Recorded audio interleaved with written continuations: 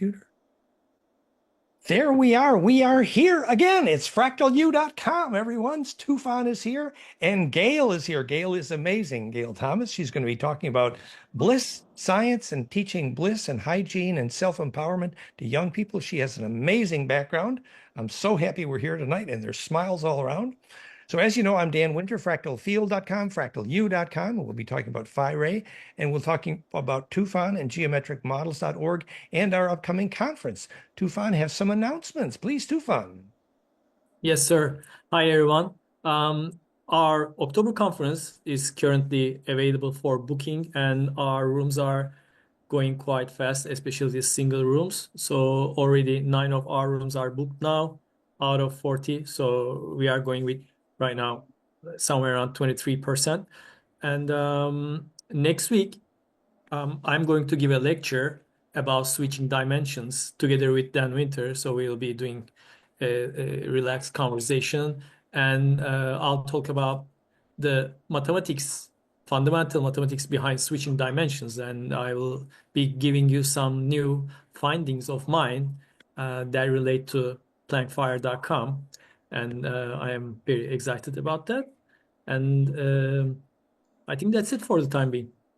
So remember, that's next week is Tufan. He's been doing some really deep research at plankfire.com, also studying the difference between Planck and the H-bar options for Planck and why we have new graphics stories about that.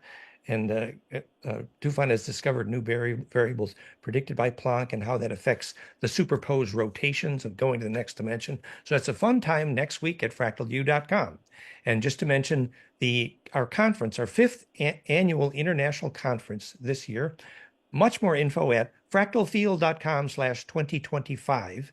It's October 9 to 14 in South France. Same venue and the same chef as last year. It was good. So we got a super fun party planned, and even Gail knows about that because Gail was there. I was there, and it was nice food. Yeah. There we go. I think Gail's smile is really special myself. But anyway, so maybe I was going to do a little shtick about why I'm so enthused about teaching bliss hygiene to young people, which is Gail's subject. But first, Gail, maybe would you like to say a little bit about your background, perhaps? Yeah. So we had this really interesting conversation a few weeks ago, Dan, Valerie, and we were talking about, my background, some of the work that I used to do. I used to work as a yoga teacher, then a yoga therapist, and then a meditation teacher. And along that journey, I taught a lot of children, teens, and the special children on the autistic spectrum with Downs, and all kinds of other conditions, and normal able-bodied adults as well. But I eventually went on and became a kind of holistic kind of therapist, using hypnotherapy and meditation and teaching about the breath. And then I had my healing. Oh, I had a cancer experience. I got breast cancer while living in India during the pandemic. And I decided I didn't want to go down the medical path, the allopathic route. And I decided to try and affect my own healing. And I went into a kind of full-time process of trying to alchemize my healing internally. So lots of meditation and lots of things like working on astral hygiene, although I didn't have a word to pin to it then, but breath, prayer, mantra, yoga, sleep, looking at who I am, all that kind of thing that you have to look at. And this is when I had a sort of, I had a special Jesus experience, which sounds quite cliched, and the words don't do it any justice. You immediately cap it as soon as you try to pin it down and describe it to someone. But it left me in a kind of channeling state, and I've been able to channel since then. And so I kind of weave together everything that I'd worked on or worked as with what I know now. And I now work with people, still teaching people, but the idea of presence and the idea of exploring beyond the 5 senses, but in a safe, grounded and protected way. But I have the experience of working a lot with children and seeing how they are with their breathing, and the experience of being a mother myself, and having the really fortunate opportunity to send my two girls to this really amazing school that I think had a very good framework for rooting bliss into early lives and rooting the idea of presence and sovereign energy. So these are some of the things I'd like to share, these observations with you today, and some of the practical tools that I have worked with. Some of them I still work with, some of them are physical tools, some of them are etheric tools or non-physical subtle tools, and that's the kind of thing I'll be going through today. Actually, Gail came out and hung out with us for a few days, not a few months ago, and she had been at the conference. But then Gail showed me the pictures of her daughters, amazing, twinkling young people, twinkling-eyed. Oh my Yeah. goodness, your daughters just look like, and they were what, singing? They were singing Vedic letters when they were like in Yeah, the. they were, well, it's in the presentation. I've embedded the video actually. Oh, good. Yeah, I've decided to share it today. But just so you know that they're teenagers now, they're 16 and 18. They still have that twinkle in their eye, but there's a lot of fire there. So remember they're teenagers, and they're not like these kind of good as gold things. They're fiery, they express themselves, they're present, they know how to communicate, they hold their space, they look people in the eye.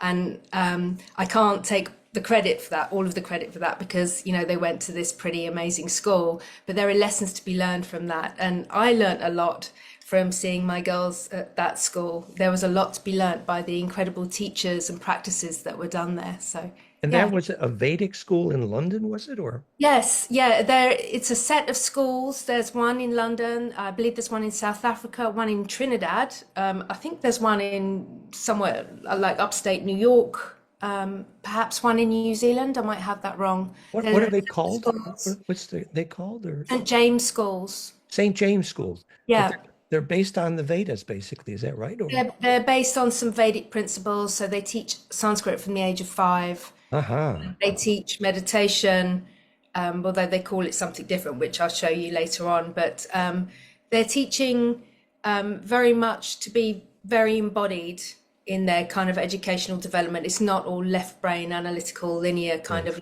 learning. That Nice. children do grow up with a certain kind of presence. And I've seen them come out the other end. They're such lovely, like young men and women, basically. But yeah. And so the Gail and I started talking about this, and Gail sent me an amazing outline for today's lecture. Actually, I don't know if she's going to share that, which showed that she'd really thought about this in detail. And then this is where I do my little shtick about why I was so extremely enthused here, which is basically, when I started writing books, my first book, goldenmean.info/conscious kids, Implosion, Secret Science of Ecstasy and Mortality, was designed to teach young people the hygiene, the practices, the discipline for bliss. And basic bliss is a name for charged radiance. Like even Gail said, she had obviously a peak experience, but she didn't maybe call it a bliss experience. Right.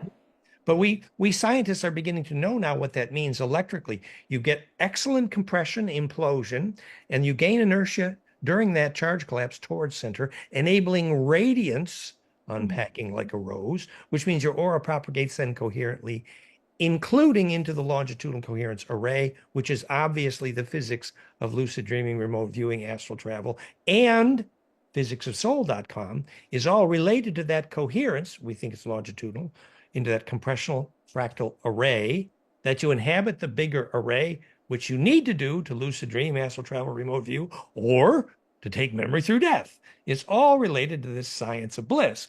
And so obviously, this has been the centerpiece of my life. Hello. In fact, Tufan, honestly, this is why I scheduled the first of our 5 conferences was, are we going to teach how kids can have bliss practice? And by the way, I had fully intended at the last conference that we'd at least get the Flame in Mind set up and try to prove that we could show a young person how to better make alpha in their brainwaves, beginning the bliss implosion process, all of which is my life stream. And I ain't quite got there yet. We haven't really done our work yet. We haven't succeeded in practice showing documentaries that we can prove we can help kids make bliss. Therefore, since this is a strong life dream of mine, wanted when Gail turned up and said, "Oh," and then she showed pictures of her amazing kids, I was like, "Oh boy." So Gail was going to do this lecture a little later, but she is off to Bali shortly, and we're going to introduce her to Sasha and Juan Schlosser and fun stuff. And so Gail is doing it this week, and Tufan's doing it next week. Anyway, so Yeah. that was my little warm up to say I'm highly motivated to listen to Gail here because that's absolutely what we want to do. And our dream, as everyone knows, aside from at our conference, is eventually to have a facility, maybe South France or we don't know where we actually do this service where we can teach young people some of these things, including, of course, the brainwave aspect is my specialty, where if you can show somebody how to start the cascade from alpha to gamma, they get that implosion, lucid dreaming, bliss, remote viewing, all the fun stuff starts when they get that kind of coherence. And the hygiene and practices to get there is the subject of Gail's presentation. So thank you for being here, Gail. You're on. Thank you, Dan. Wow, you said so many nice things there. That's really nice. I'm going to share my screen, and the idea of the center is so wonderful, and I think that's what it's really all about, because we know that us lot here, we're not going to be around forever, and it's really about our children who face a lot more bombardment than we ever did as young people. And I think that hopefully with the things I'm going to share with you today, that we can take this as a kind of plateau of which we can build on and discuss ideas to kind of take the bits that we think work and maybe leave some of it behind. But I definitely think the model of the school that I'm going to show you, the experience that my children had, I think we can take some good things away from that.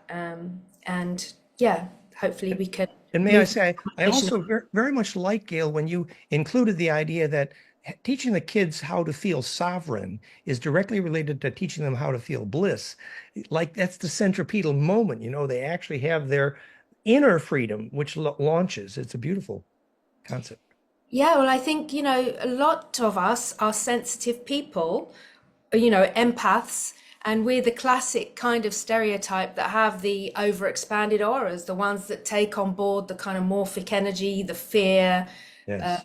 And our children, our young people, I mean, it's not just kids, we're talking about all the way up to 20 here, well, I am. They absorb everything, and they're not necessarily knowing, they haven't had the chance to explore who they are authentically before all this other energy is impeding onto them. So it's really difficult for them to find who they are, know what is their energy and what is not their energy. Exactly. Anyway, I'm going to share my screen. Great. Yeah, can you see it? Yes, cultivating bliss and sovereign energy in young people. Perfect. Yes, gently, because there are things that we can do to bring ourselves as adults bliss and sovereign energy. But I want to put the emphasis on gently, because children are already bombarded with lots of stuff and we don't want to rattle them anymore. We want to think about, how to organically, ease this feeling of bliss into their lives and sovereign energy. And all I want to say there is bliss is vital for holistic development. It's kind of the marriage of mind, body, and spirit, basically embodied in a feeling that makes us uniquely human. And we even say that the accomplishment of bliss related medically to what's called harmonic inclusiveness in HRV. And if that's true, we can medically make the case that access to bliss directly is food for the immune system directly. Yes. Yes, thanks, Dan. You said it way better than I ever would. Okay, so I think we've gone over this a bit already. My perspective of being a parent of teens, seeing them have their great start with their schooling, but then inevitably they become teenagers. And of course, as teens, and you'll remember this yourself, you need to kind of push against the system a little bit. You need to kind of feel yourself and feel your boundaries. So there's going to be a little kind of rebelliousness going on, but they have been bombarded with social media. They have lived through the pandemic. So my kids, I can refer to the highs and lows, I would say, as a parent of having to look at children and how you want them to be with their energy and what has happened along that path. And also, I'm giving my perspective as someone who is an empath, talking to other sensitive people here today who are empaths, who know what it's like to take on board other people's anger or fear, or feel guilty, or not really know where your boundaries are until you are, you've walked that sticky treacle and gone through that self-development and just started to exercise and get practice with your own boundaries. So there are kind of two perspectives that I'm coming at this from. And again, from my work as a yoga therapist, working with all kinds of children and adults, and then going through my own healing process, looking into what made me sick in the first place and looking at my energy body.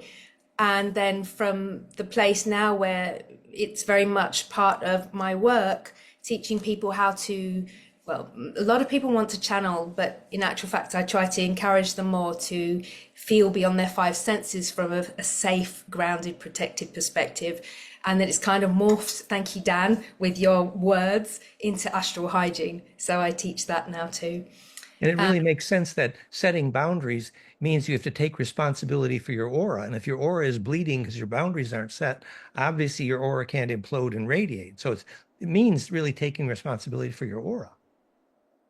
Yeah, I've learned so much from you, Dan, with the way you've been describing it. It has just kind of filled in a lot of gaps for me.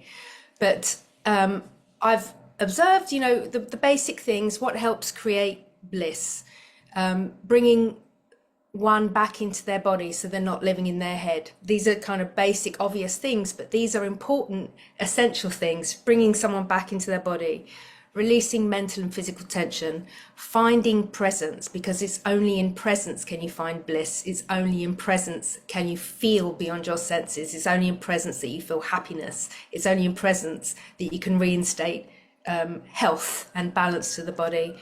And a good way to do that is by connecting with the breath. And in that place, you can feel that divine spark. So it's sensitizing to energy inside the body. Then you can feel oneness. You can have that whole brain union between the left and right hemisphere, and the union between the masculine and feminine principles, which is also something that gets overlooked because we're living in a very left brain, masculine principle in general way of life. And we need to have that balance. We need to have that marriage or fusion. Yeah. It's a really great opportunity to think about what you mean by presence. It's a very deep word. Yes. It's like you're present, which means you're very focused and therefore able to perceive, and therefore centripetal, and therefore radiant. Yeah. And presence being like continually, perpetually continuing in that state as well, not just like a one-off second. And the things that create sovereign energy, we've been speaking about that already: boundaries, physical, verbal, and energetically. Not just, I know we like to talk about the astral and the ethereal, but when we're talking about young people here, it's best to start with the physical and the verbal, because we are here in human form and we do have to maneuver successfully in this life on this planet. And I think it's safe to start with roots before you get wings. There are, of course, a lot of children that are less embodied, like non-verbal autistic spectrum children. They often come with a lot of pain in their bodies and they seem less attached to their bodies. And I think some of us may have seen the telepathy tapes where you see how very proficient they are in the astral realm. A lot of these kids, they meet on a place called the Hill, this astral place. Is anyone aware of that? They, from being able to communicate with their parents and on these telepathy tape podcasts have realized that these non-verbal kids, they may not have even met, but they all know each other in this astral place called the Hill. So telepathy tapes. Telepathy tapes. It's a podcast. Interesting. It's amazing. Yes, because that's what we're teaching with Jake of Astral Urma, is how to deal in the astral, which is related to lucid dreaming and remote viewing, which basically is to get the aura coherent enough to propagate into that array. But the fact that these kids then are able to do that, even though these are some disadvantaged kids, right? Non-verbal autistic spectrum kids. So the autistic kids were good at this. Proficient. Amazing. proficient. And I even watched, I don't know how true this is, I saw a YouTube video of a remote viewer who tried to remote view their hill. Okay. Oh. And when he remote viewed their hill, they abruptly and firmly used their boundaries and said, no, it's not for you. You're not here to spectate us. Go away. This is our place. And he could tell, they were much more proficient than him. But anyway, I urge you to watch the telepathy tapes. Oh, that's so If you good. haven't seen it already, it's really insightful. We've been working with Tony about the school for remote viewing, and that's an angle that I can't wait to hear his thought on. Cool. Yeah. The sovereign energy, basically taking control of your mind, your moods, your body, your healing, knowing how to restore yourself to coherence, reduce that noise that we get, that young people get perpetually, fear, anger, doubt, interference, also astral interference, and general toxicity, electrosmog, etc., etc. So what I want to say here is young people are very powerful, but they are vulnerable. We'll go over in this presentation today what they might need to express their potential. It's an open discussion, something we can, come back to again. And I'll go over some practical tools that I've used, and I'll talk a little bit more. I'll show some examples of my girls at school. And then if you're up for it, I'll give you an actual visualization practice at the end. It might take 5 or 10 minutes, so be ready. I'm going to get you to do some shimmering, raise the pulsing speed of your aura. And then after that, or throughout, if you have questions, feel free to interrupt. But there's, we can do questions at the end too. Cool. So the barriers to bliss and sovereign energy. First of all, food, the GMO food, the vitality draining, immunosuppressing food that dulls everything down in children. Then the tech that's fragmenting and shortening their attention spans. And I did particularly notice this in my oldest daughter. Her ADHD symptoms got really pronounced during the lockdown when she was homeschooled, and they have lessened now. She's 18 now, and you rarely see the ADHD symptoms, but it was really bad during that time. The fact that kids are on screens all the time, what they're seeing is that stuff over joy is more important for them. All they get to see is what they haven't got, what they should have. It's always a comparison thing. And that's the kind of replacement to the idea of like natural joy. And the fact that they're inactive, they're sedentary, that's a joy killer, isn't it? There's no flow in the body. And the fact that computer and screen exposure, all the frequencies involved in general are the opposite of attention span. Just like not only did taking the fluorescent lights out and putting sunlight in create attention span, we know now what attention is. It is that implosion created by the right frequencies. And the frequencies of all our communications tech, unfortunately, are the opposite of attention span, which is a serious problem and therefore insulting. It's really sad. And the other thing you get from being on screens is the divisory content, division, capping, the sense of self, the sense of the limitless self, being divided into groups. I'm calling myself like this. I belong to this group. I don't belong to that. I'm going to do this because of that. And I'm going to hate that group because of that. That's just so fracturing. And how are you ever meant to be still and feel yourself when you've got that going on perpetually via your screens? And of course, you're getting the dopamine hits. It just replaces bliss. And then a biggie, not breathing correctly. And there are so many adults that don't breathe correctly. And there are so many children. So I used to work. Yeah, So just powerful. So powerful. this isn't even the special child, just regular school kids, and they may be as young as 5, 6, or 7. They're already breathing wrong, and it happens because of stress or angst, but also they're mimicking the way the breathers are around them. So if their parents are stressed, they're not breathing properly, or they're shallow breathers, or they're mouth breathers. They kind of inherit that. And so where do you start? I mean, you can try and retrain the children to breathe properly, and that's part of what I did as a yoga therapist And I'll show you a picture of how you can do that a bit later on. You could buy them the t-shirt that says "Shallow breathers die young." Yeah, that would scare them. But yeah, it could work. Yeah, so our kids, they have been mishandled, especially with the pandemic. There was, in the US, over a year of homeschooling. My girls were, gosh, we left India and the kids still hadn't gone back to school. It was extremely strict in India at the time, and I brought them back to the UK because they had sent them back to the school. In that time, of course, they're sitting on their beds, watching their lessons on their laptop. I had this with my kids, or they're set up in a kind of home office somewhere downstairs, but they're sitting down, forced to look at screens. They're isolated, dopamine dependent, attention spans were shortened. The joy, where did they get the joy? In gaming, in the having of stuff. And then maybe they were jabbed, so they're immunocompromised, maybe against their will. I don't know, it depends on the age. There's a whole lot of stuff going on basically during the pandemic, and they're living in that morphic field of fear and more time to focus on the stuff they haven't got, that lack, their identity, how they want to be classified, labels on labels, caps on the self. So what do they need to express their potential?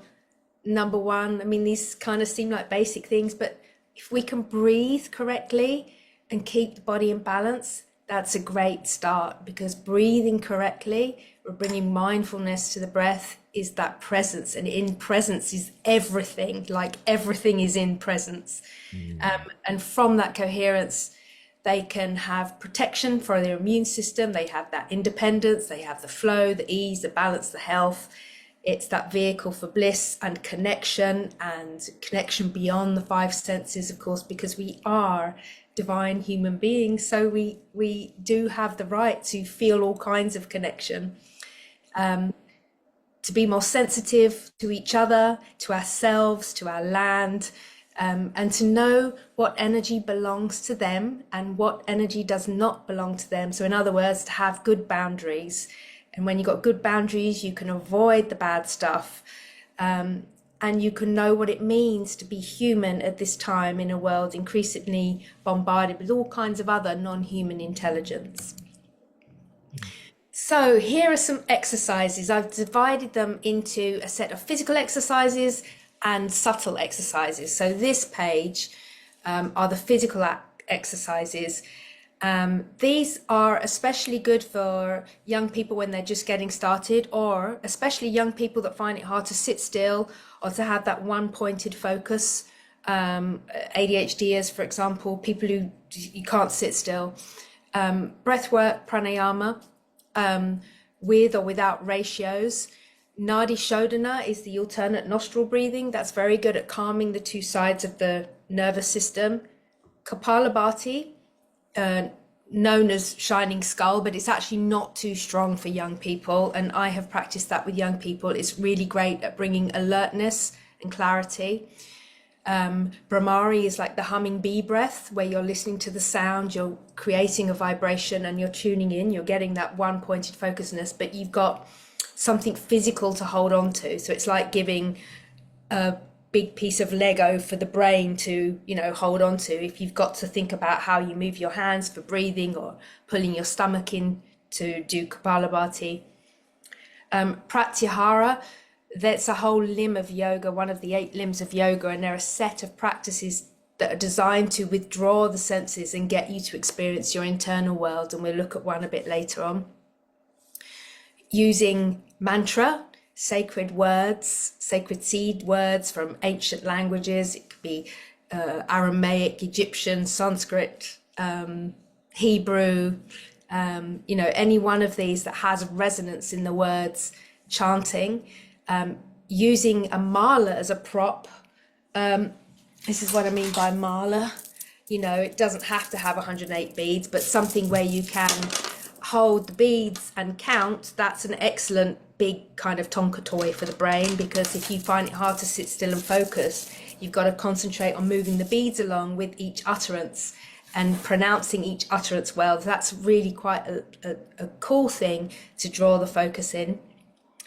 I've put down exercise. It's kind of a no-brainer, but all in any exercise brings joy. It brings circulation, it brings movement, it brings flow.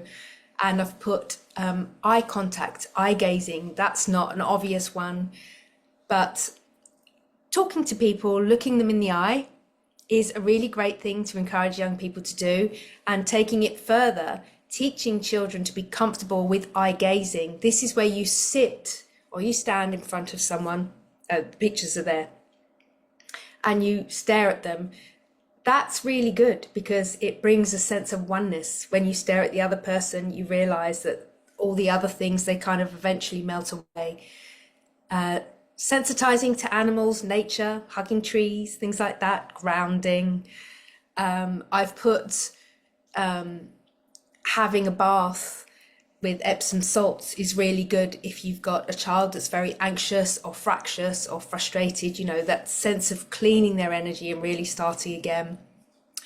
John Kabat-Zinn, he's the mindfulness guy. He had a very lovely exercise, which I've used with young people before, which is getting children to eat an orange very slowly, holding the orange, feeling its weight, sensing how it feels, smelling the skin, looking at the detail of the skin, you know, with the pores, gently peeling it and watching the little bits kind of the liquid shoot up in the air and everything like that, and smelling the pith, feeling the texture, then gently taking a segment of the orange, smelling it, laying it on your tongue, then gently biting into it, and the joy that comes from the mindfulness of that process. All the while you're being told that this orange has been created by the energy of the sun and the energy of the earth, and it brings real connection. Wow, so nice, so nice. Yes, when it's done very slowly, it's like the most amazing experience ever. Of course, I've gotten their sound. This is very helpful. It's a physical exercise, I would say, because you know you have something big to listen off, to focus to. Binaural beats, Dan, this is more your domain maybe, but resonance in general, it can help entrain connection. Something I learned from my daughter's school is using story, especially these ancient stories. They've got ancient wisdom in them and there's a resonance in them, and it really, I've seen this at my daughter's school, it really pulls them in. They're captivated by these kinds of stories. Eye exercises. This is different from eye gazing. This is like yogic eye exercises, and I'll show you what I mean a bit later. Tratak is another pratyahara, withdrawal of the senses exercise. That's staring at the candle flame. I've put fire there because it is a physical apparatus, even though, you know, what it is essentially cultivating in potentially the young person is bliss, but it is something to hold, it's something to focus on. It seems in South Africa, our former partner there really found that autistic young people, many of them really came to love the plasma tubes from the Therify. They actually kind of loved it. They were like, you know, it was felt like somehow home because they could sense the possibility of attention or something. It was very interesting. That is very interesting. I think there's so much to learn from. We have a big page on autism and plasma in the blog. Okay. The last thing I've got on the list is understanding boundaries. Again, it seems obvious, but even as adults, it's a difficult one to learn. And, you know, I have to say that even I, as an adult, I've had to work on that, you know, saying no, right? Verbalizing consent. And this is very important for children, teaching them how to physically operate with boundaries and know how to do it in a harmonic way, in a harmonious way, without feeling that they're creating conflict. I put Yeah. the autism and plasma link in the chat screen here. But before you go on there, Gail, where you included those Indian yogic names with a Brahmahari, and Yeah. I thought that was pretty interesting that you actually have quite an in-depth background of the yogic terminology for these things, don't you? Did you pick that up in India or?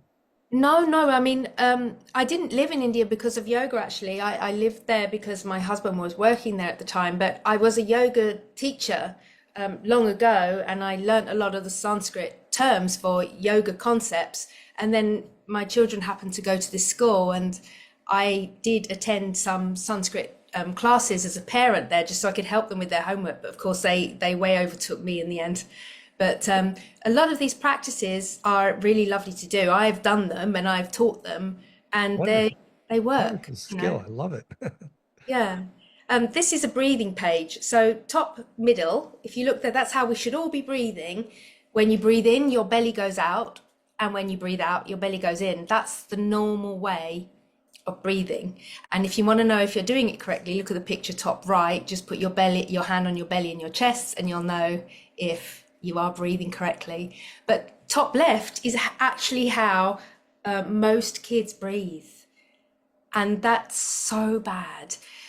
So when they breathe in, their belly goes in, their chest goes out. And when they breathe out, their belly goes out, chest goes in. That really messes up the ratios of the blood gases, okay, which affects their nervous system. It affects their thinking.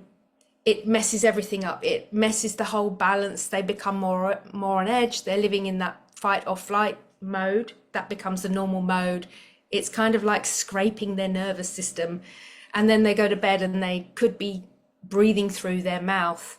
So bottom left is a typical picture of a mouth breather, where the picture on the left is where they have this collapsed facial bone structure because they're breathing through their mouth. Their teeth and their bite don't develop properly, and so their tongue doesn't sit right in the palate, and then the whole cheekbones collapse, the nasal cavities get very narrow, the sinuses get very narrow, and it makes it harder as the bones set in that way to then breathe properly as you go into adulthood. And then you grow up with that kind of wiring. So there are some orthodontic treatments you can do to adjust that. And there's the corrected version of that girl there. And bottom right is a picture of how I used to teach children to breathe properly. Although I used to use a rubber duck, I used to put it on their bellies, get them to all lay on the floor, and tell them to make their rubber duck go up and down on a ride on the sea, and their belly was the sea. So when they breathe in, the belly goes up, and the duck goes up. When they breathe out, it goes down. And then they're really focused on that, and it's without thinking about their breathing, they're concentrating on something else. But it's like retraining the correct way of breathing. Wow. Here's a video of showing other ways to teach kids to breathe properly and fully. Take a bottle of bubbles, then take a nice deep breath in and slowly blow through the bubble tube to make nice big bubbles. Let's begin. Breathe in, breathe out. Breathe in, breathe out. Hold up one hand. Using the fingers of this hand as a guide, we're going to trace around these fingers with our other hand in time with your breath. Taking nice steady breaths. Let's begin. Breathe in, breathe out. Breathe in, breathe out. Breathe in, breathe out. Breathe in, breathe out. Breathe in, breathe out. Using a square that you have drawn, trace your finger around the square in time with your breath, taking nice steady breaths in. We will breathe in through the nose and out through the mouth. Let's begin. Breathe in, 2, 3, 4. Breathe out, 2, 3, 4. Breathe in, 2, 3, 4. Breathe out, 2, 3, 4. I think it's really sad that it's come to that. But, we have to start there. you know, there's part of me that would love to teach young people immediately how to do Jedi things, you know, psi tricks, and, you know, go out there into the ether, and they can't. They can't do that because it's dangerous for them. They have to have their roots. They have to know who they are. They have to know what is in their body and know their boundaries, know who they are, know who they're not. And the only way to do that is presence. And if they're not breathing right, they're never going to be in the now. So it's incredibly basic stuff, but this is a very good place to start. I love that the slow breathing, you know, the heart math teaches what's called the Mayer wave breath, 0.1 hertz, which is a 10-second breath cycle, 5 seconds in, 5 seconds out, which is a bit long and slow, but actually it is. That is a phase conjugate breath, and it is the spine liquid pump HRV LF as well. But the kids can get close to that even with the 4, 1, 2, 3, 4. But the point is, eventually it's a very long wave breath that entrains the whole implosion in the spine liquid, the Mayer wave 10-second breath.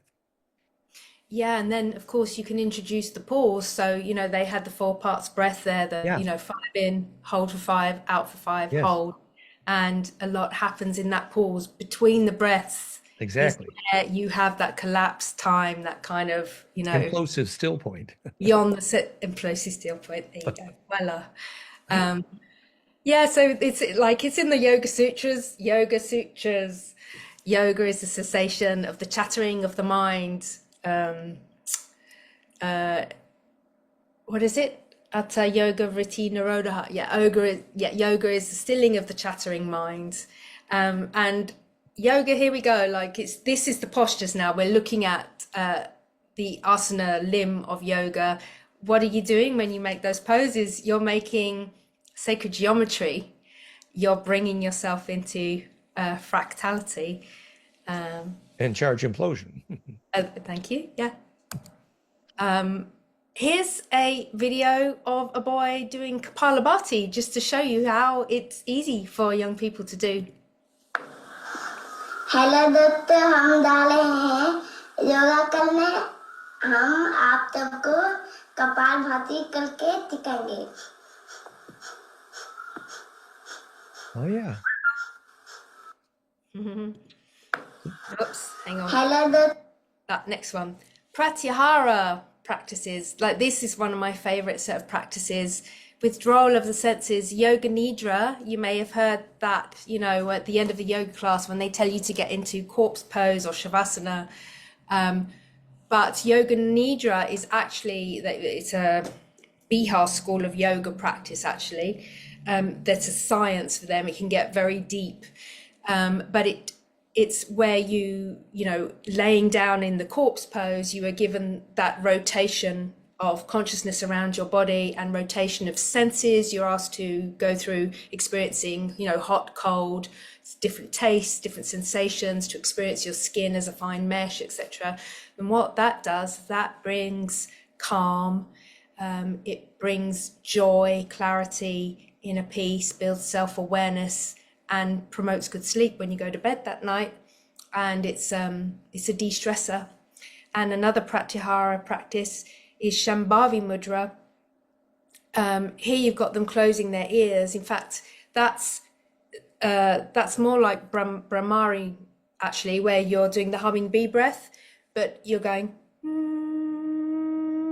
like that. So when you cover your ears and you hum, all of the vibration is internal.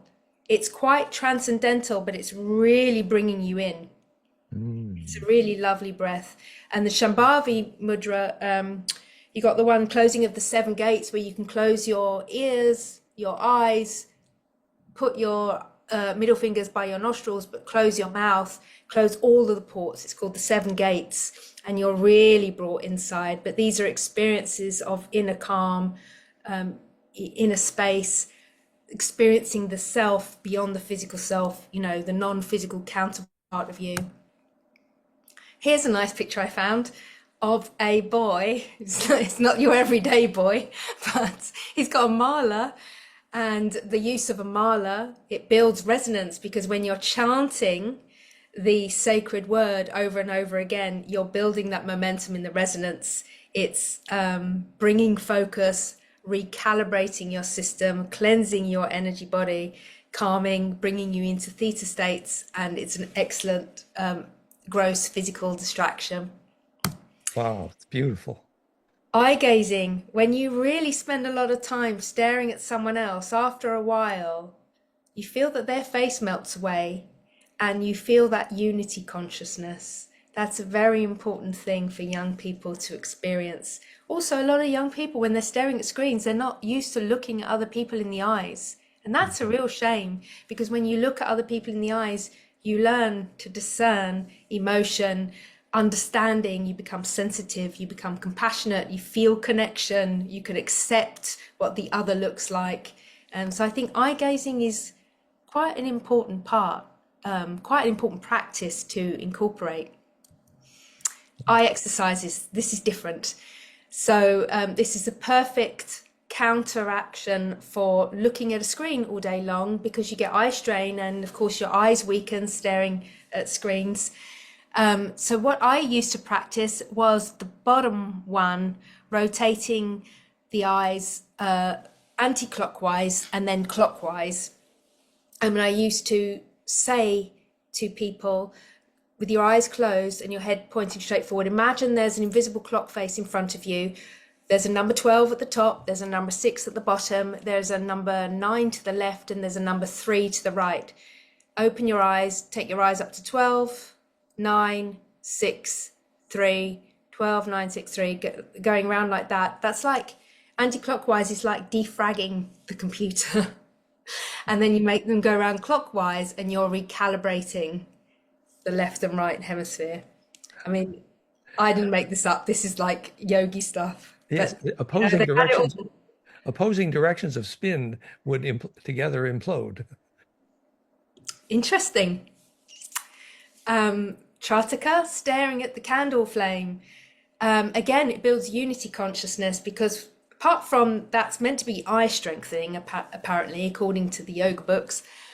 But what happens when you stare at a candle flame, it's meant to be eye level. I like the way they're doing it, though, there as a group, because there's that sense of togetherness. But when you stare at the candle flame, you think, I'm staring at the candle flame, I'm staring at the candle flame. And then eventually you're like, I'm the candle flame, I'm the candle flame, flame, flame. And you just become the flame.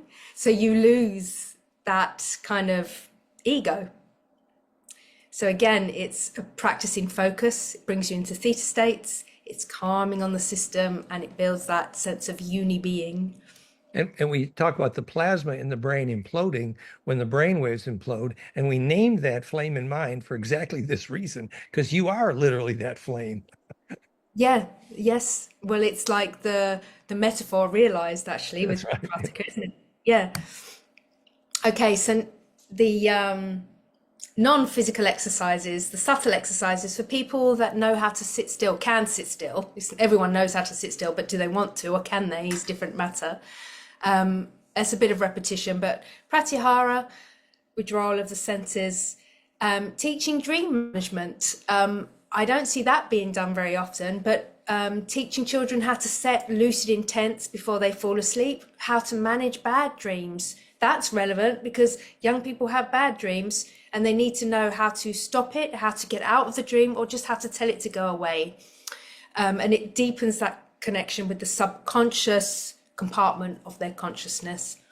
I've put down here Psy games, because I think this is an excellent way, when done in a safe environment, and when one is knowing how to manage their boundaries, if they've had a bit of practice on how to find their aura. You can do things such as, well, I'll show you the pictures. I've done some AI pictures to generate it. Imagining the coin hovering over your head. I'll show you a bit later, but teaching Reiki, I think, is a good plan for children, because it teaches presence, and it teaches connection, and it teaches sensitivity to energy. And Just to mention that we've actually shown that the Reiki symbols actually fit the waveguides formed by the Star Mother kit. chief Reiki mudra is actually implosion science. And interestingly, also lucid dream teaching, luciddreamteam.com also is actually the frequency signature of implosion by experiment. So all these things, I mean, basically, we have been dreaming for a lifetime of teaching young people how to get bliss in brainwaves. But in order to prepare them to do that is everything here. And also Yes. the Go on, famous Tiffany. Reiki symbol with 3 circles and the strike from the middle up, that also represents the 3 spirals on a toroidal topology, because it's also circulating 3 times and then going from the center. That represents also perception, consciousness through the torus field. A lot of Reiki symbols are beautiful waveguides for implosion. It's a gorgeous thing. Right. Yeah, it's amazing. It's no coincidence, is it? Yeah. Chakras, I mean, again, these seem like obvious things, but teaching children about their energy body, who does that? Who does that? And it's so important, so they can sense where there's balance, where there's sluggishness, where there's too much speed, you know. So and teaching children how to find their aura, that again is about boundaries. And then I've added teaching shimmering, which we're going to do later if everybody has time and they feel like it. And teaching children, you know, when they feel anxious or scared, teaching them how to find their aura and cover it with a reflective surface or a protective layer, a thin blue layer, for example. And then teaching children how to set down a grounding cord. I usually teach that by suggesting a grounding cord is 4 to 6 inches in diameter, attaching to the second chakra. It's easy to describe anatomically to a young person, and sending that cord all the way down to the earth's core so it can attach, and they can send down any fears or worries they have, and it can be metabolized by Mother Earth. And they can also pull up waves of fresh energy, but it's a way of feeling grounded. I put there golden liquid light. That's another exercise. I'll show you a bit later. I won't demo it with you. I just have a slide on it. Talking about pratyahara again. I say it's withdrawal of the senses, but it's also beyond the senses. The reason why I rave about pratyahara practices so much is because they quieten the mind, and that's where you find presence. They decompress the body, because while you're withdrawing your focus internally, the external part of the body, the muscles, they get to release tension.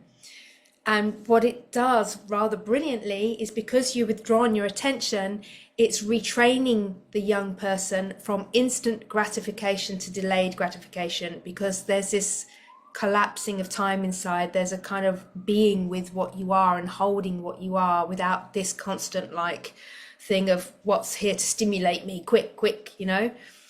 So therefore it improves happiness and steers you away from needing that external stimulation or external validation, when you look at kids with likes and things like that, into finding peace and happiness within. And then, of course, a result of that is it reduces impulsiveness and reactivity. So you're moving from that survival mode into moving from that reactive mode. And of course, learning to sit still is making your back stronger, helping with your posture, helping with the, you know, the way your skull sits on your back. So you haven't got this kind of screen posture with your head like lopsided and coming forward. I just have to tell my favorite story.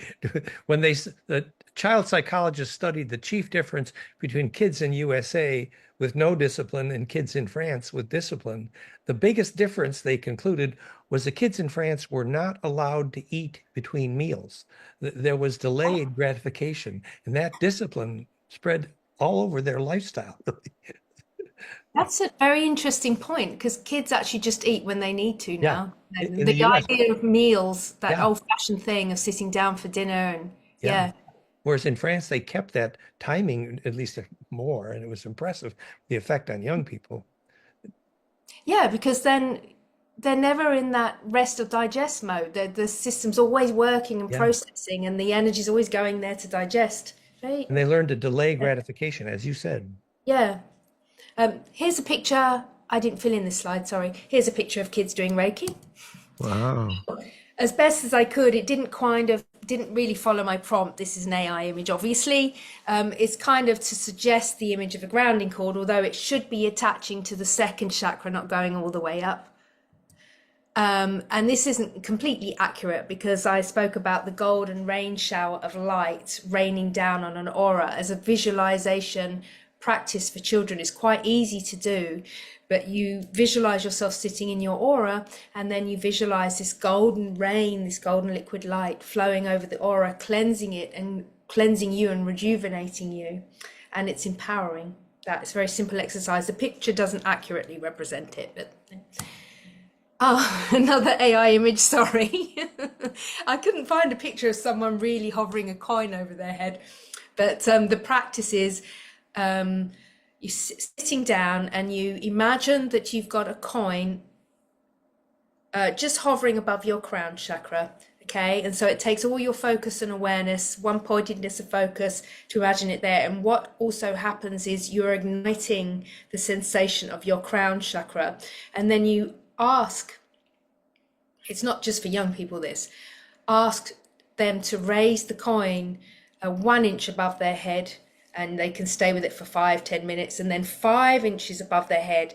And what starts to happen is you begin to sensitize not just to the tingling, the sensation of your crown chakra, but the space in between that and the coin. So you feel that whole kind of tube of energy between. And of course, you can take this further and make the coin raise even higher, or you can just bring it down and you can play with heights. But it's an excellent practice for activating the crown chakra, feeling the etheric body. It's empowering, of course, and you're sustaining focus. So it's been under our noses the whole time, but when I look at everything that I've seen as a complete system that works, even though we may be fed up with the name, it's yoga. It's yoga. You know, from you've got all the 8 limbs around this tree, and it begins top right with the yamas, niyamas, the rules of what to do and how to be in life, and the observances such as ahimsa, non-violence, or aparigraha, non-grasping, to the posture practice, which brings you into fractality or coherence, pranayama, the pratyahara practices, which withdraw the senses in preparation for sitting still and focusing, and then meditation and finding that unity consciousness, finding that bliss in samadhi.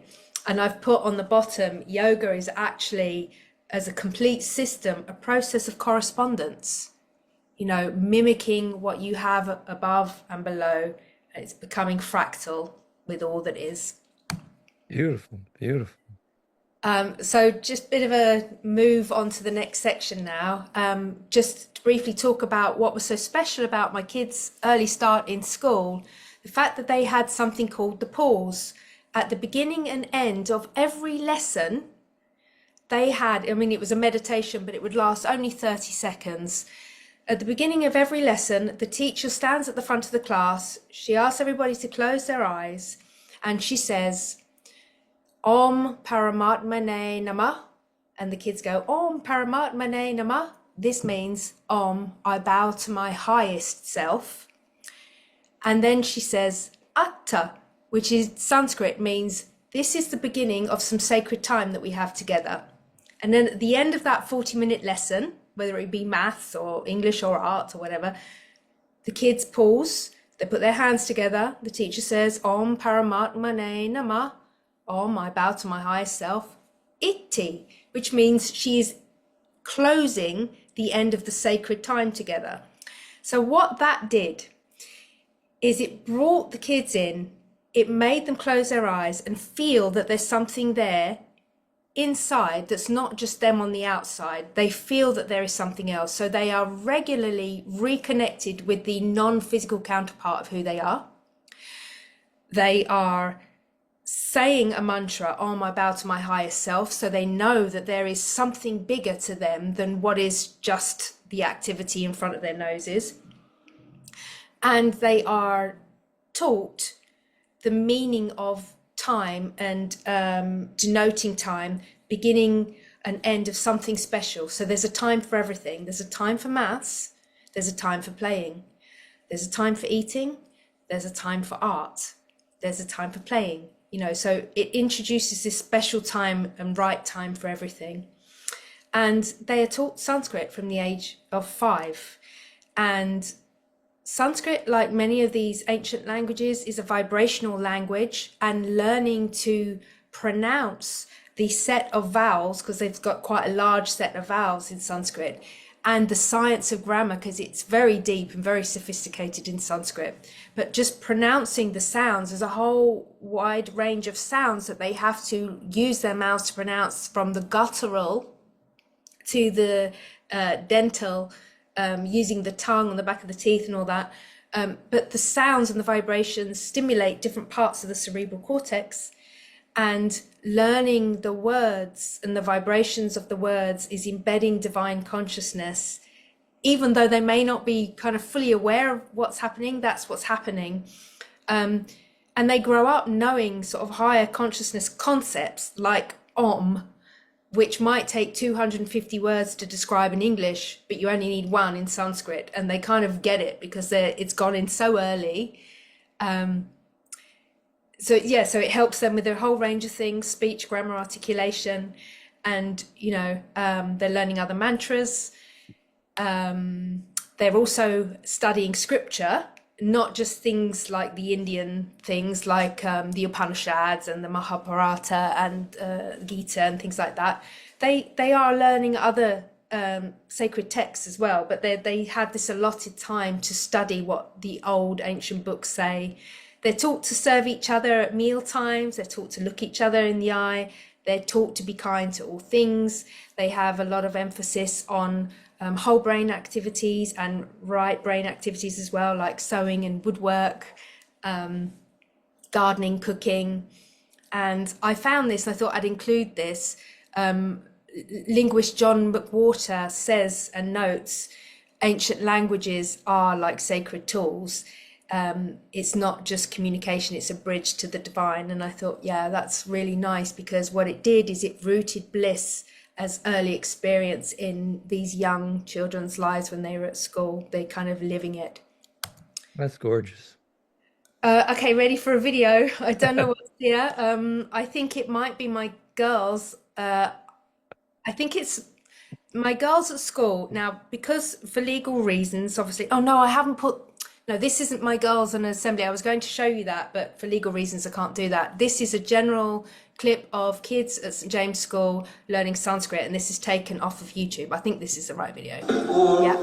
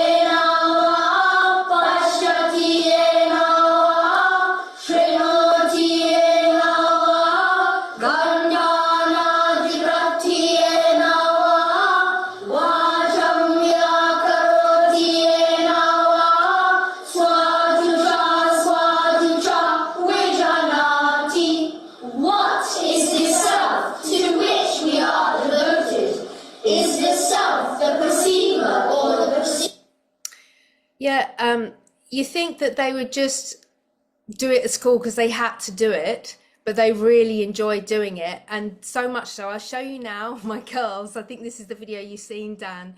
This is them at home and how it really carried into all of their life. Oh, not that one. Sorry. This one. It's an intimate scene. Sorry, I've cut it. I've cut it so it's appropriate. But it's my two girls, and the younger girl is like laying her chest on her older sister. So, and I realize now when I look at it, she was listening to the vibration of her sister reciting. Hanta Nishreya Sanjantur Aham Vakshamyanuttamam Ahimsa Pashayantarmam Yasadayati Vainara Trindoshan Sarva Bhuteshu Nitaya Purusha Sada Kama Krodhau Cha Samyamya Tathasitim Avakyute Atma Pamastu Bhuteshu Yovai Bhavati Purusha Nyastadanda Chita Krodha Sapreya Sukhametate Hanta. Oops, sorry. Yeah. Wow, that's amazing. You can see the little one was really deep into the vibration, and they were using the water like the echo chamber. Really amazing. It's funny that kids just know what to do. Really amazing. Yeah. How are we doing for time? Do you feel like you would like to experience a shimmering exercise? Now, this could take 5 to 10 minutes, and you'd have to sit with your eyes closed if you wanted to do it, and I would get you to feel the pulsing speed of your aura. Yeah, maybe we could do it in like 5, but let's try. Sure, I would think. Let's try. Yeah. Yeah. Okay. So this is a very quick and easy way for adults and young people alike to very quickly raise the pulsing speed of their aura, to raise their vibration. So if you're feeling in a bad mood, you're feeling a bit out of sorts, discombobulated or tired, this is a way to or cheer yourself up, make yourself feel stronger, feel more coherent. So close your eyes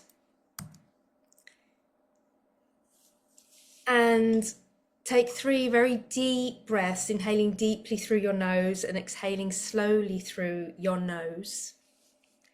And with each breath, allow your body to relax further.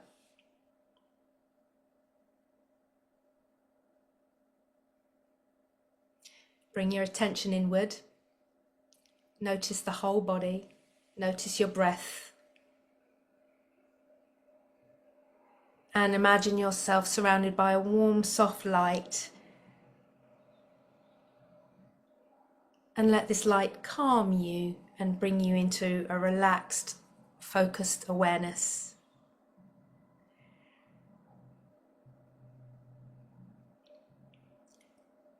And then give yourself permission, if you do give yourself permission, to fully engage in this shimmering exercise.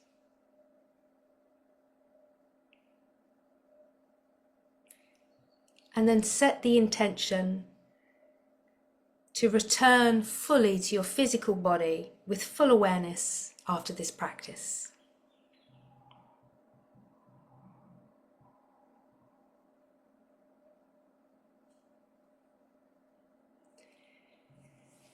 Okay, now become aware of the area around your body and see if you can locate or sense your aura.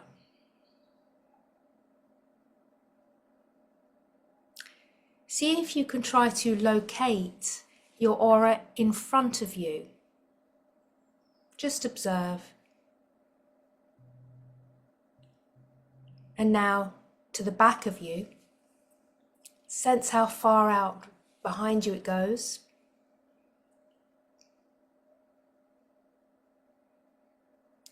And now to the left and to the right of you.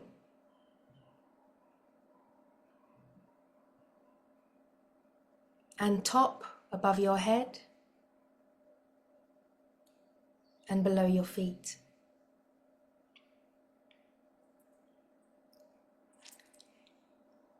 And now using your breath, your conscious intention, or even your hands to physically push or pull in the boundary of your aura, try to get your aura so that it's 2 to 3 feet distance from you on all sides. So using your breath or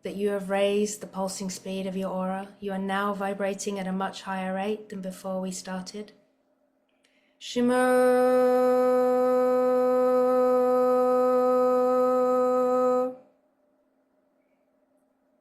Keep shimmering silently.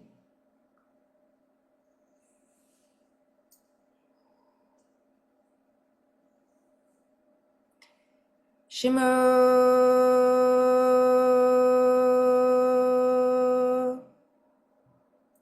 Feeling the sensation of the higher vibration. Know that you can do this anytime you feel unwell, if there's anything traumatic happening to you. Even at the time of transition, this can be used. Know that in this process, you can vibrate and pulse your aura so fast that you can flicker in and out of this be in a trans-dimensional space.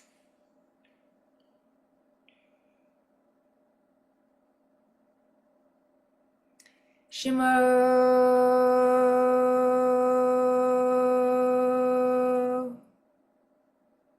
Just take a last few moments to enjoy this space. As we bring this exercise to a close, know that you can do this anytime, anywhere. Just set the intention to return back to your full physical awareness afterwards.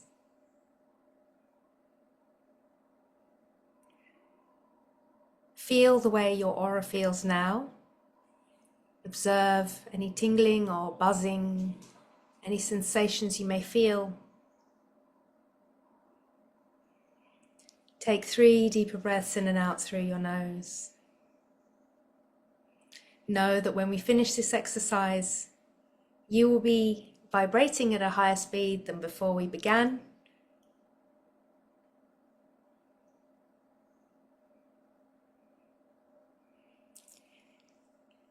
And when I say 3, 2, 1, you can come back into the room very gently. 3, 2, 1. Gently opening your eyes. You were clearly shimmering. Yeah, that was quite I shortened it a bit, but it gives you the gist. How's everyone doing? Is everyone okay? Felt like the Kundalini rushes. Well, you can really feel it, you can really spend a lot of time in that. And if you're ever in a place of like, you're really in deep stew somewhere, you can just get in and shimmer, get yourself the hell out of the bad place that you're in, whatever that may be. Last words, I'm just coming to an end. Thank you for being so patient with me. I never mentioned this already, but what really we hope to do with young people is preserve their pineal gland for as long as possible, keep them living in the whole body with that marriage of the divine into the physical, with, left and right side of the brain, the masculine and feminine, fairly well integrated. Find that common language between the head and the body, because the head and the mind, they speak a different language to the body. The body picks up on the holistic language, the language of vibration, the language of the universe. The mind works in imprints and using language, and they don't always understand each other. But if you can teach the mind how to feel with vibration, then it's on the same page as the whole of the body, and then you're living holistically. So whole brain activities, yoga is a good one, where you're crossing the central point of the body. Quite often you're doing that with your yoga poses. Swimming, things like that. There are lots of whole brain activities. Yoga is a great system. We need physical and non-physical tools, and we need to live by the rhythms of the planet, circadian rhythms, the rhythms of growth and harmony. And Schumann. Schumann. And human connection. And I've just put as a little end note, promote side games. And how do we get government buy-in for this? Do we have to do it through their means, through social media? Do we have to gamify these kind of skills to get people switched on? I don't know the way in, but that's up for discussion.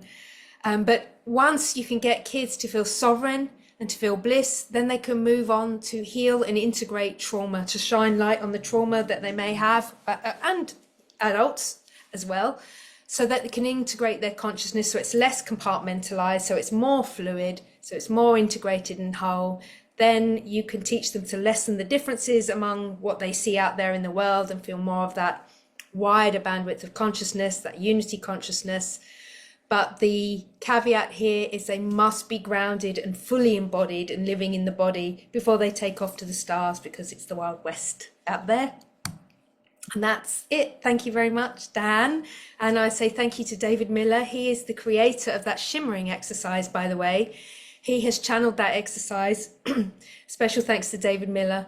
And there's my website, gailthomas.com, with the things I do. And my book is there on Amazon. It's a channeled book, the Book of Tarp. And thank you very much.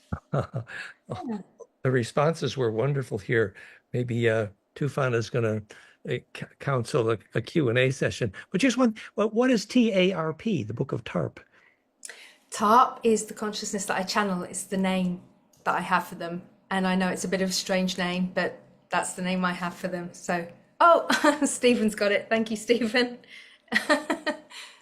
Thanks. Yeah. The comments were wonderful. Go ahead, Tufan. That was powerful, Gail. Thank you.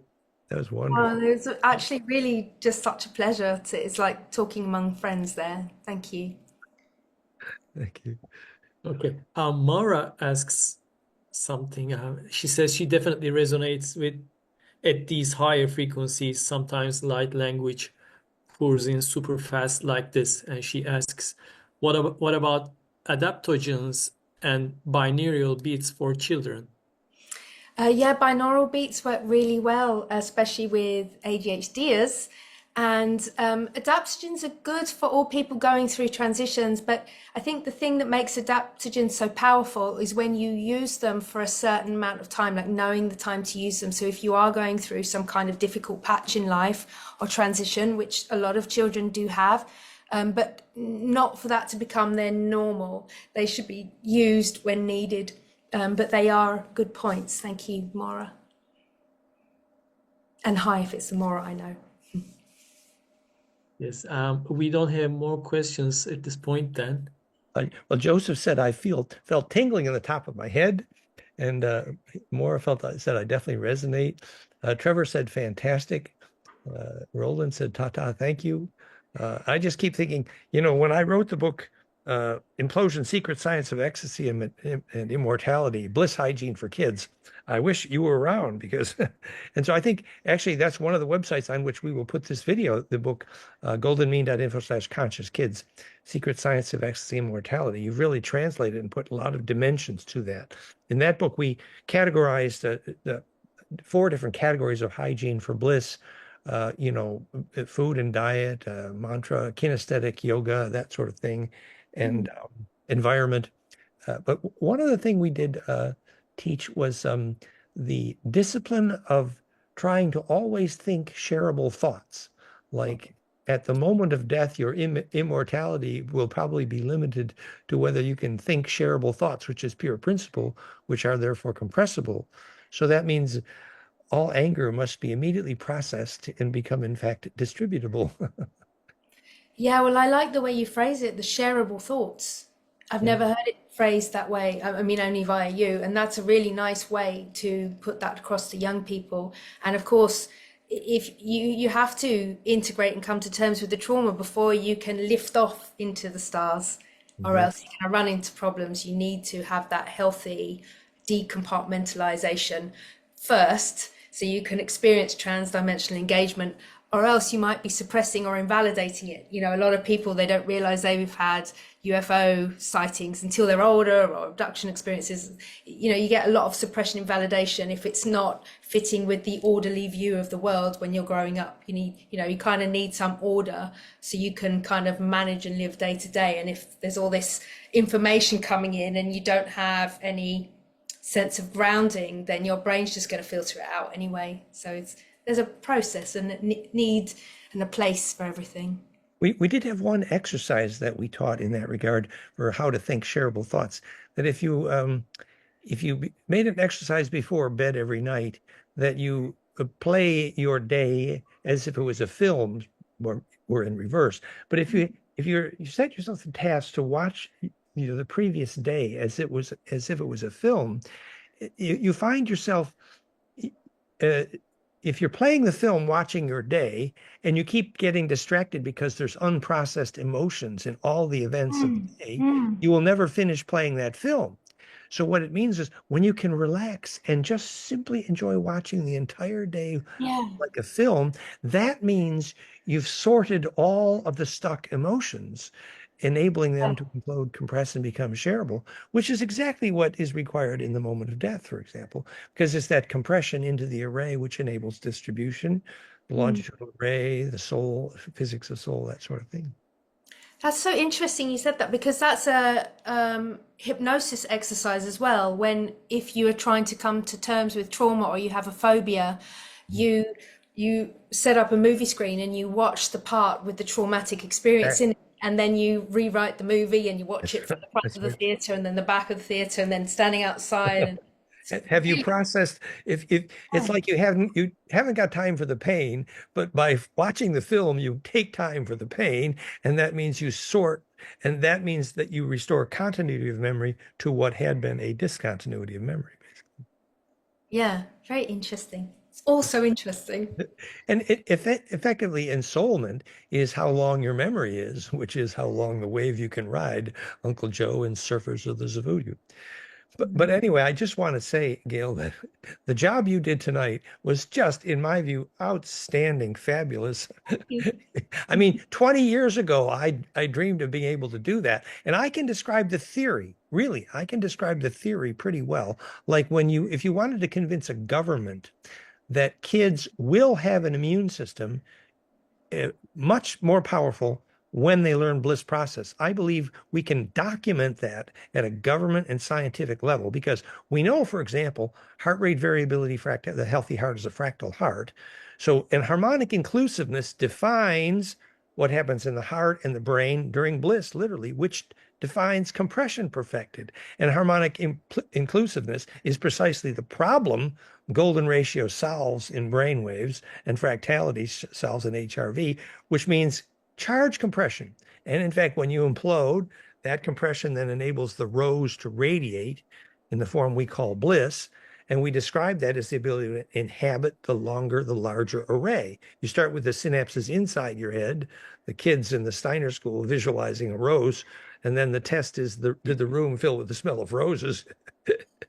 So we've been telling these stories for 30 years, but you put this together into such a wonderful class that I'm totally grateful, really. Thank you. You said something really important there, the rose, because it's fractal, and that's actually an exercise I have on my astral hygiene course for people to remove unwanted energy, to put it into a rose, because it's fractal. We just need the people that know how to get in front of the governments and the authorities. Well, you can come up with the data, and maybe I can just talk about the bits I spoke about today, but we need like someone who's good at speaking in front of authorities, and maybe we need to host our first ever Psi games. And this does become a game, actually. And learning alpha to gamma cascading in the brainwaves, which is imploding, which is fractal, which is brainwaves. And by the way, we get 3,000 to 5,000 views usually the first week on these films. So just the process of doing this, we've become a shareable wave. And one last concluding thought about the kids and the rose. You know, in the Steiner school, when they do that exercise, the kids are taught to draw the rose with rather high resolution precision. And then they're taught to imagine the rose as they close their eyes. And we actually know the physics here, that the test for success was, did the room fill with the smell of roses? The physics is the flowering brain actually implodes. And Callahan measured the infrared component of human bliss, which is the physics of olfaction, if you studied Professor Phil Callahan. So we know why the hummingbird slammed into the window of the sealed house shortly after the lady had bliss, because the smell of bliss, the rose flowering, went through the window. It was infrared. So the flowering brain is literally making... Do you know what jitterbug perfume was? in the book by Tom Robbins, the perfume of the jitterbug, remember, he called it beat squeakings, is the heart muscle imploding, and the perfume of love from the heart is called jitterbug perfume. Now I have spoiled the ending of the famous book Jitterbug Perfume, but this is jitterbug perfume, the jitterbug of the heart beating. Very We poetic. have one question then. Go ahead. Roland asks if mantras are used for a long time like the Indian Vedas, does that have any influence? Yes. Sure. Yes. That's what we're saying. Resonance. That when the kids were learning the Sanskrit, for example, and they were doing it in effect as a kind of a mantra, and we have that goldenmean.info/harmonic, the spectrum analysis of the sound of the properly pronounced om, and you see the waveform in 3D. It's a spectrum analysis in 3D. It's literally a caduceus and so what you're doing is you're making an implosive still point at the climax of the properly pronounced om.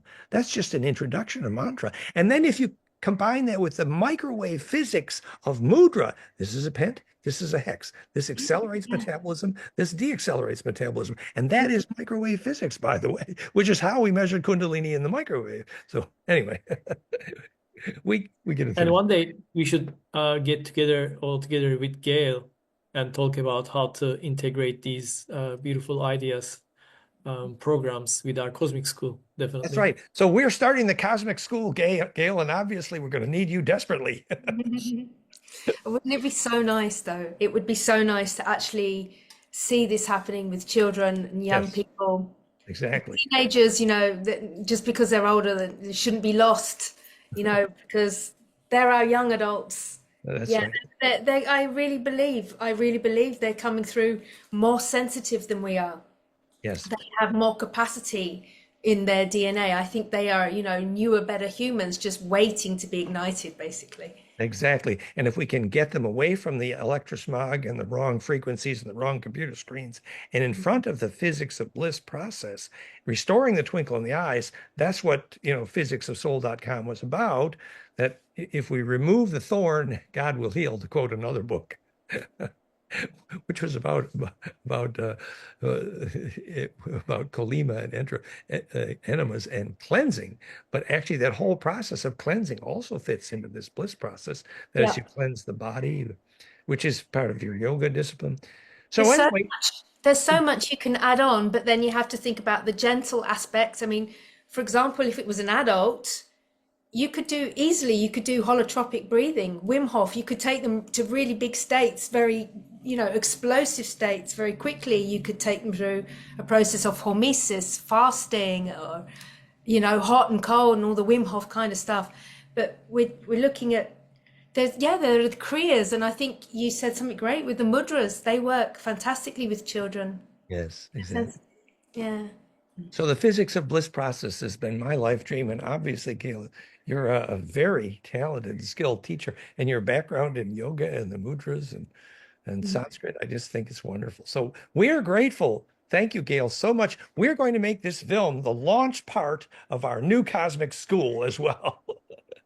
Thank you, Gail. Okay. Thank you, Yeah. everybody. Thank you. Yeah. Thanks, Gail, so everyone. much.